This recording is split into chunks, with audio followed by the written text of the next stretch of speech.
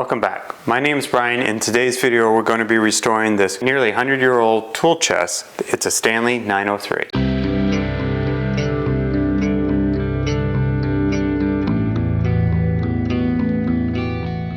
The first thing I want to point out about this tool chest is the inside. It looks like it's in pretty good shape, so I'm happy with that. But to see why we need to restore this, we need to take a look at the outside. Let's point out a few things that need repair. The first is we have these brass latches, and they have a fair amount of corrosion on them, and that could be cleaned up. Another thing that needs to be cleaned up is this handle, and I'm actually unsure whether or not it should be replaced or whether it can be cleaned up. The box joints are another feature that I really like about this wooden toolbox. However, if I want this toolbox to last another 100 years, I need to figure out some way to repair the box joints. They're starting to separate, and I need to figure out how to get glue in there. This is happening on all the corners. Another example. And finally, another example. Perhaps the most severe damage is this crack that runs along the bottom of our toolbox. This too needs repair. I started off by removing the hardware, and I'm using hand tools because I don't want to strip the screws. The first thing that I removed is the handle, and here I noticed that the handle has a lot of pitting on it, so we'll address that later. But the latches look like they're in good shape. The hinges on the back are also in pretty good shape. Here we have one stubborn screw, but this is the reason why we used hand tools instead of power tools. I'm using the brass oil to try to remove any grime and restore the brass polish. Unfortunately, the brass oil comes out as a thick paste and some liquidy stuff, kind of like when you leave mustard setting around for a while. So I brushed the brass oil onto the hardware with my finger, and then I set it aside and then let it do its work. I decided to remove the finish using the mechanical method. I could have used chemicals to strip everything, but I didn't really want to breathe that stuff in.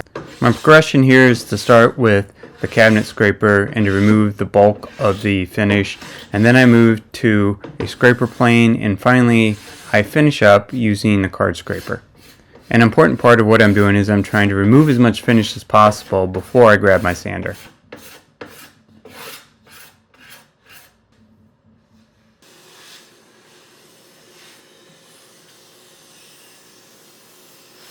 The sides are pretty narrow, so I use a combination of a card scraper and a scraper plane to remove the finish. I repeat this process on each of the sides.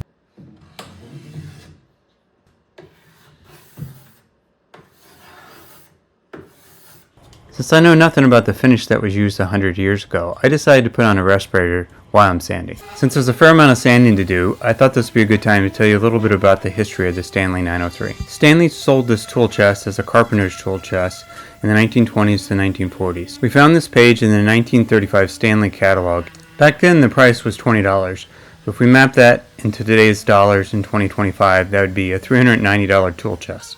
Why this wasn't cheap, it did come with 17 tools. This included a hammer, 2 screwdrivers, a zigzag ruler, a handsaw, a miter square, a marking gauge, a block plane, 2 chisels, a bit brace, 2 auger bits, a gimlet bit, a screwdriver bit, a scratch awl, and even a vise. If we think back to that time era, carpenters didn't have access to power tools. So what they would do is they would carry this wooden toolbox to the job site.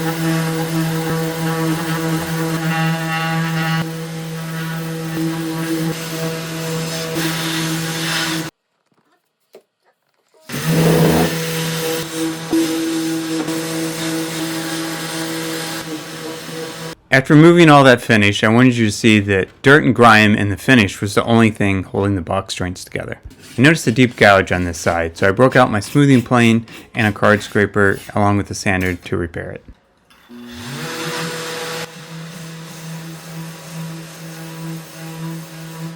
I don't have a bench grinder, so what I use is my impact driver and a wire wheel to clean up the handle.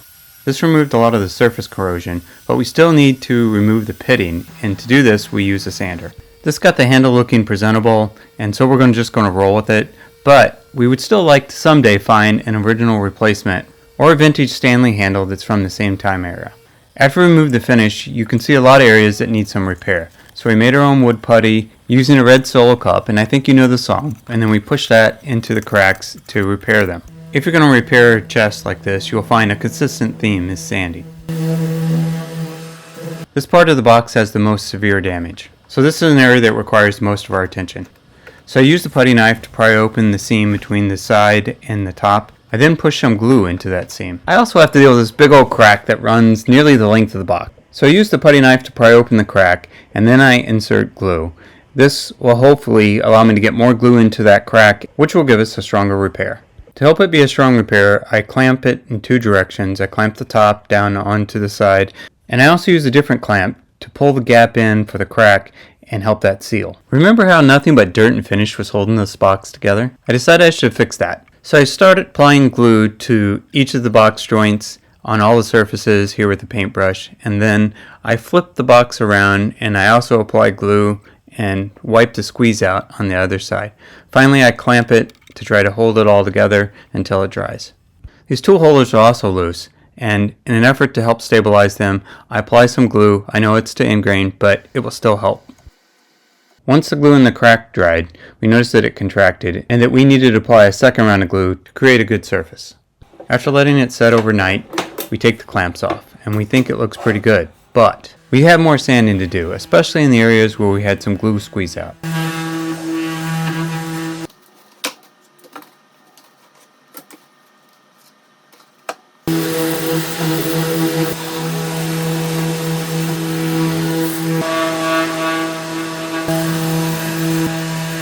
We found a few areas that need more repair, and so we started making our own wood putty. We're using a clear cup because all the red solo cups got used during the party. Our wood putty concoction involves sawdust, wood glue, and also finish, so that way the wood putty matches the case we're finishing. In a previous video, someone asked me what the thickness should be of the wood putty, and my only feel here is that it should be something similar to peanut butter, but you should not eat it. Guess what? This requires some more sanding, but thankfully we ran out of sandpaper. No, just kidding. Actually, we're in the home stretch.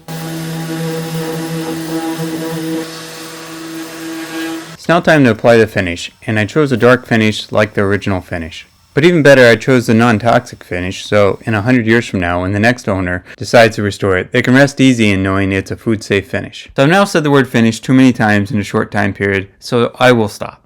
Or maybe I should say we're heading to the finish. Our next step is to apply a couple layers of clear coat to protect our finish. I installed the hardware in the reverse order that I took it off, starting with the hinges on the back, then moving to the latches and then to the handle. I once again only use hand tools to make sure I don't strip the screws. Now I have everything back together, and I want to show you some things that we visited earlier. The first one is this crack that was over in this area. Here you really cannot see that anymore. The finish and the repairs that we did cover that up. I also wanted to show you our box joints. The seams are all together and there's no gaps, and I'm confident that it's not just finish and dirt that is holding it together. We now have glue in there that will give us a strong joint. Now that we went to the trouble of restoring the toolbox, we have a dilemma. The dilemma is, would you go through the trouble of getting the correct time era vintage tools to put in the toolbox, or would you just move on? Let us know what you would do in the comments below. I hope you enjoyed today's video on the restoration of this 100-year-old toolbox. If you did, please don't forget to like and subscribe, and we hope to see you in a future video real soon.